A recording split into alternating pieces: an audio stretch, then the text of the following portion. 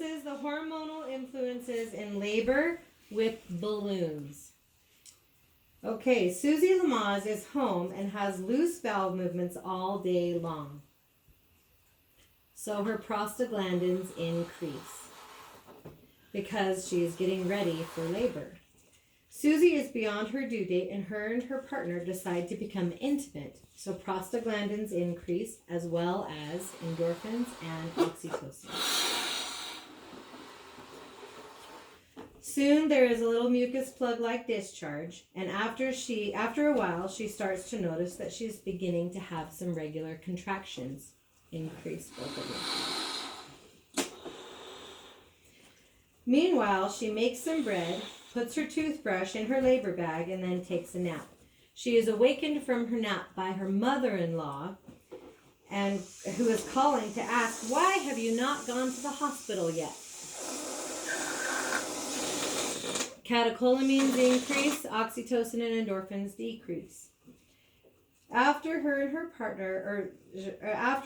partner watch a funny movie, endorphins increase, oxytocin increase, and catecholamines decrease. They eat lunch together, and she decides that she wants to go for a walk. She is feeling really like her joints are loose, and she is waddling during the walk from the hormone relaxing.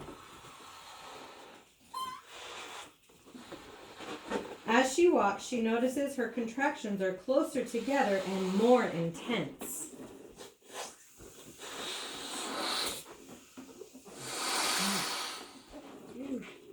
Good.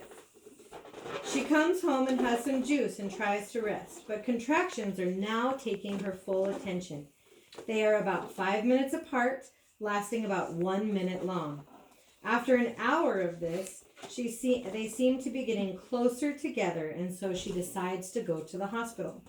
When she arrives at the hospital, she fills out some paperwork.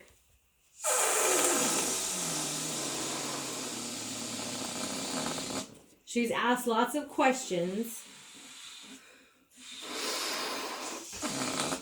And she gets an IV and has to change her clothes. After she feels comfortable from some time later, she begins to walk around, she takes a shower, and her contractions are back to 4 minutes apart and are long and strong. Her cervix is later checked, and she's delighted to learn that she is 6 centimeters, and the intensity of her contractions pick up. So these pick up here. Good. And they get big, but then she's a little scared because her contractions are getting harder. Down. Down, down, Vita. Good. Her partner helps her feel more comfortable. The birth team help her find a comfortable position, rubs her back, and gives gentle massage. And her contractions are able to be managed. Soon she feels sweaty and shaky and a bit nauseous. Those contractions are coming rapidly now. She feels pressure on her bottom as though she wants to push, all 3 of you. She climbs in the bed, and with the watchful attention, her nurse and doctor begin to help her push. She pushes her baby out, and it feels great pressure. With that great pressure, she has one last push, and her baby comes out. The doctor puts the baby on her chest, if you can get it any bigger.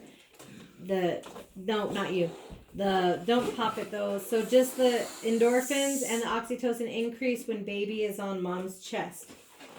And soon the placenta comes out. This is the hormone of milk. But then the nurse takes the baby away from the mother off her chest and takes it to the baby warmer for an exam. Decrease, Peter, a lot. Good. But then the nurse remembers, oh yeah, she wanted to have 1 hour of undisturbed time with her baby. So increase, decrease, and CBU increase. Shem, you're all the way down. Oh, you can see it. So the nurse brings the baby back and puts her on her chest. Endorphins increase, oxytocin increase, prolactin increases. The baby bobs her head to look for the breast and begins to suckle. Increase, increase. And the whole team rejoices. Increase, Dad. And then, yay! Endorphins are 30 times more strong than when a woman is in labor.